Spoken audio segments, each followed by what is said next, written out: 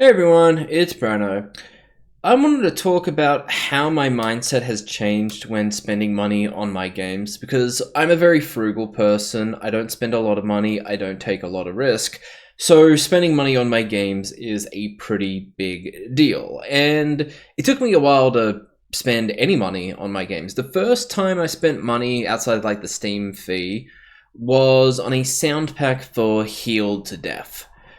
Basically, I didn't have enough like good sounds for spell effects in my game, so I went, I need to buy it. I'm just gonna buy it, and it felt like a really, really good value for the purchase it was. And so now that that band-aid had been pulled off, I have to think a little bit harder about how I spend money because I've still got this like frugal nature in me. So I really have to justify when I spend money.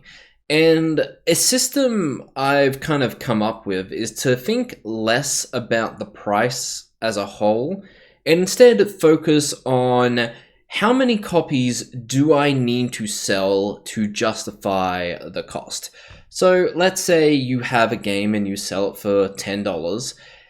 Chances are you're going to get $5 per copy when you sell that. So $5 per copy from that. Now, if you have capsule art and you need and like spend $500 on that one, that is 100 copies that you need to justify, and you need to ask the question: is paying a professional to do capsule art for my game for $500, can that give me 100 copies more than making mediocre capsule art by myself? And I'm not even considering the opportunity cost or the time cost of making your own capsule art. That it takes a lot of effort.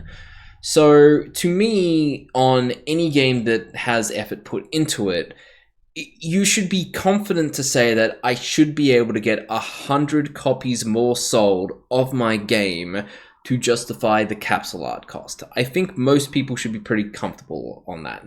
But then you got everything else.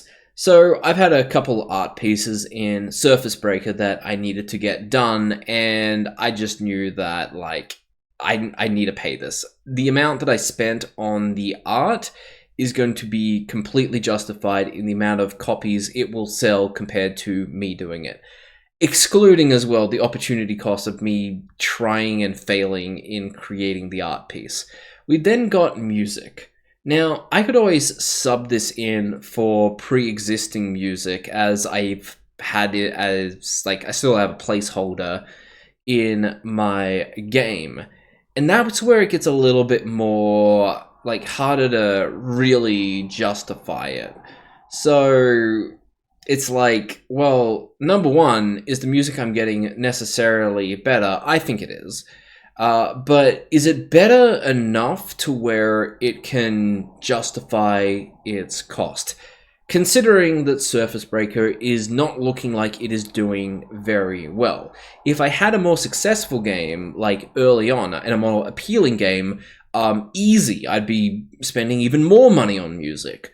But in this case, I feel like since I haven't gotten a huge amount of evidence, I am limiting myself a little bit in how much music I purchase because music suffers from diminishing returns, and I'll be honest, not every game needs an original soundtrack. But I do aspire towards making good art, and I have a friend who has given me a very cheap price because he is learning how to make video game music in the process. So there is that. He's a good composer. He's a very good composer, it's just the computer algorithm stuff. But yeah, that's all I really wanted to talk about, which is instead of focusing entirely on the price, just focus on how many copies you need to sell to justify that price. And ask yourself, am I more likely than not going to get this many more copies because I did this? And if the answer is yes, you should probably spend the money on your project. Anyway, have a good one, guys. See you later. Bye.